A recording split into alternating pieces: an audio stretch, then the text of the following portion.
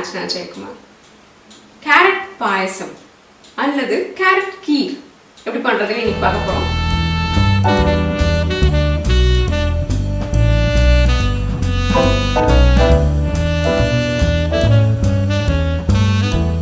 இந்த கேரட் பாயசம்ன்றது நிஜமாவே ரொம்ப அருமையான விஷயங்க. இது வீட்டில் இருக்கிற ஃப்ரிட்ஜ் திறந்தா கண்டிப்பா கேரட் இருக்கும், பால் இருக்கும். ஒரே நிமிஷத்துல நமக்கு தேவையான பொருட்கள் கிடைச்சிடும். சுலபமாகவும் குழந்தைங்க எல்லாம் கேரட்லாம் சாப்பிட்டா நிறைய விட்டமின் சத்துக்கள் அதுல இருக்கு. அது கூட பால் சேர்த்து பண்ண போறதுனால கால்சியம் மற்றும் நிறைய உடம்புக்கு தேவையான நல்ல சத்தான ஒரு பாயசம் இது. அதனால இந்த கேரட் கீர் அல்லது கேரட் பாயசத்தை எப்படி செய்யறதுன்னு இப்ப பார்க்கலாம். ஒரு கேரட், 1 டம்ளர் தண்ணீர், 1.5 டம்ளர் பால் அல்லது 300 ml பால், 3/4 கப் அல்லது 100 கிராம் சர்க்கரை, 1 தேக்கரண்டி நெய், 1/2 தேக்கரண்டி ஏலக்காய் பொடி, 1 மேஜை கரண்டி வெள்ளரி விதைகள். கேரட்டின் தோலை எடுத்துட்டு கொஞ்சம் பெரிய அளவிலான துண்டுகளா நறுக்கி இதை ஆவியில வேக வச்சு எடுத்துக்கலாம்.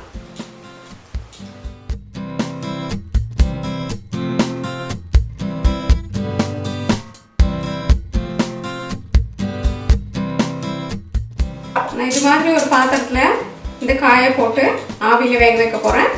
நம்ம இட்லி தட்டு அல்லது நீங்க ரைஸ் குக்கர் உபயோகப்படுத்துறதா இருந்தா அதுக்குள்ள ஏதாவது ஒரு பாத்திரம், இல்ல நம்மளோட ப்ரெஷர் குக்கர்ல கூட ஏதாவது ஒரு பாத்திரம் வச்சு ஒண்ணு கவனத்துல கொள்ள வேண்டியது என்னன்னா, இதை ஆவியில தான் வேக வைக்கணும். தண்ணி ஊற்றி இந்த பாத்திரத்துல வேக வச்சிடலாம்.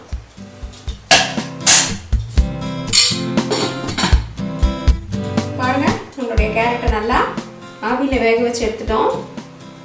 இங்க பாருங்க, நம்மளுடைய கேரட் நல்லா வெந்திருக்கு.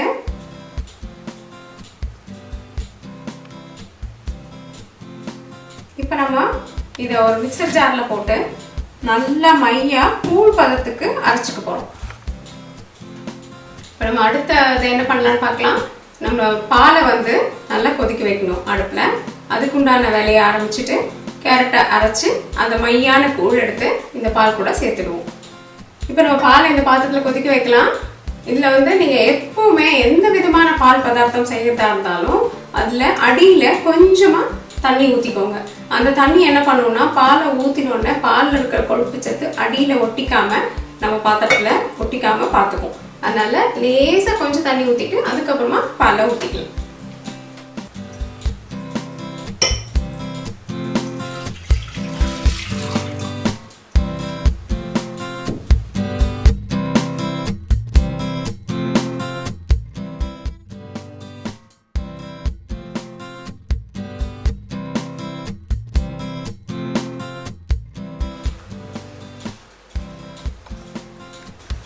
பாருங்க, நம்ம பால் நல்லா கொதிக்க ஆரம்பிச்சிருச்சு. அழகா பொங்கி மேலே வருது. சரியா 2 நிமிஷத்துக்கு இது நல்லா கொதிக்கட்டும். நம்ம பால் பதார்த்தங்கள் செய்யும் போது ஒரு முக்கியமான விஷயத்தை ஞாபகத்துல வச்சுக்கணும். புது பால் தான் வாங்கணும். அப்புறம் நல்ல தரமான பால் வாங்கிக்கோங்க. அதை தவிர மிதமான தீயில தான் பாலை அடுப்புல வைக்கணும். பால் தயாராயிடுச்சு. இப்ப மெதுவா அரைத்த கேரட் விழுதை இது கூட சேர்க்கலாம்.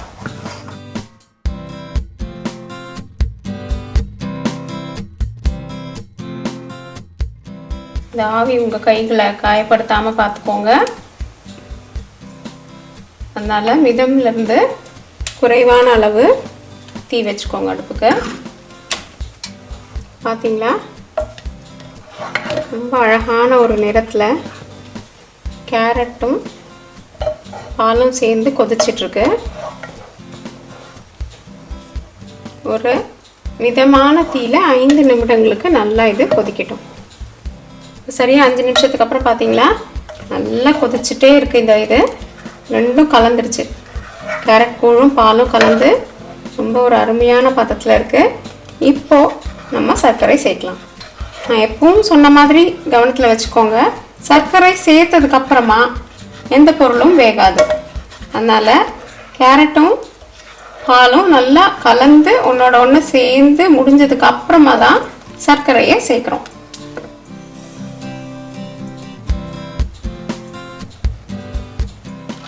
சர்க்கரை கரையிற வரைக்கும் லேசாக இப்படி கலந்து விடுங்க. அடுப்பின் வெப்பநிலை அல்லது தீயை வந்து சிறு தீக்கு மாற்றிக்கோங்க. சர்க்கரை போட்ட உடனே அப்பப்போ கிளறி விட்டு சிறு தீயிலேயே 10 நிமிஷத்துக்கு இதை கொதிக்க வச்சு எடுத்துடலாம். நல்லா 10 நிமிஷத்துக்கு அப்புறம் சர்க்கரை நல்லா கரைஞ்சி பாயசத்தோட அருமையாக கலந்துருச்சு. இந்த பக்குவத்தில் இப்போ நம்ம இதை அடுப்புலேருந்து எடுத்துடலாம். இப்போ நம்ம இந்த பாயசத்தை எப்படி தாளிக்கிறதுன்னு பார்க்கலாம். ரொம்பவே சுலபம். வெள்ளரி விதைகளை இது கூட சேர்த்துடலாம். இது நல்லா வெடிக்கிற வரைக்கும் காத்திருக்க வேண்டாம். லேசாக வறுபட்ட உடனே எடுத்துருங்க அடுப்புலேருந்து. இது போதும், எடுத்துடலாம்.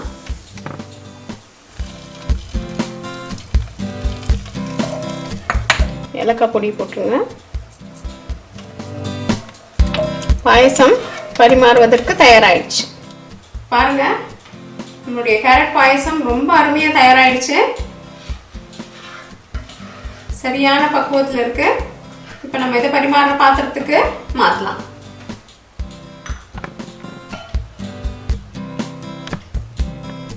என்ன நண்பர்களே, நம்மளுடைய அருமையான கேரட் பாயசம், கேரட் கீர் தயாரிக்கிறது எப்படின்னு பார்த்தீங்களா?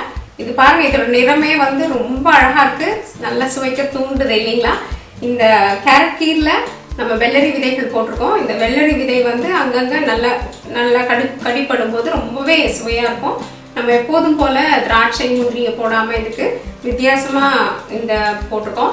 அதை தவிர நீங்கள் சாரப்பருப்பு கிடச்சிதுன்னா சாரப்பருப்பு போட்டால் இன்னுமே சுவையாக இருக்கும். நண்பர்களே, இதை உடனே செஞ்சு பார்த்து உங்கள் கருத்துக்களை எங்களோட பகிர்ந்து கொள்ளுங்கள். தோசை பீட்சா என்றென்றும் உங்கள் நாவிற்கும் வயிற்றிற்கும் நல்லதொரு சுவை. இந்த வீடியோ உங்களுக்கு பிடிச்சிருந்ததுன்னா லைக் ப்ரெஸ் பண்ணுங்கள். தோசை பீட்சாக்கு சப்ஸ்கிரைப் பண்ணுங்கள். உங்களுடைய பிரிண்டபிள் ரெசிபீஸ்க்கு www.dosapizza.com விஜயம் செய்யுங்க.